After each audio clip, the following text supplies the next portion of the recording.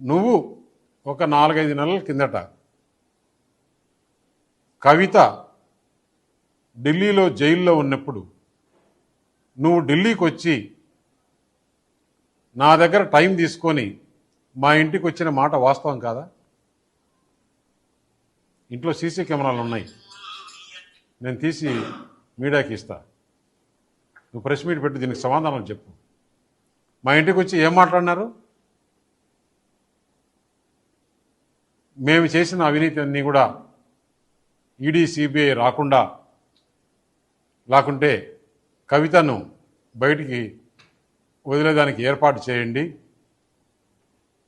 మేము BRS party దేనికైనా సిద్ధం. మేము బీజేపీలో మెర్జ్ చేయాలన్నా కానీ, బీజేపీతో అలయన్స్ పెట్టుకోవాలన్నా కానీ దేనికైనా సిద్ధం. అంటే నేను తీసుకునే నిర్ణయం కాదు, పెద్దలతో మాట్లాడి చెప్పాలని. పెద్దలతో మాట్లాడిన తర్వాత మనం ఎలక్షన్స్లో ఏం చెప్పాం? ఈ బీఆర్ఎస్ పార్టీ అవినీతి పార్టీ, దీంతో కలిసే సమస్య లేదు. అయినా కూడా బీఆర్ఎస్ పని అయిపోయింది. పార్లమెంట్లో ఒక సీట్ రాలేదు, గవర్నమెంట్ లేదు, ప్రజలు వాళ్ళని చీకొట్టారు. అటువంటి వాళ్ళతో మనం కలిసే సమస్య లేదని చెప్పిన తర్వాత నువ్వు ఎంత బాధపడి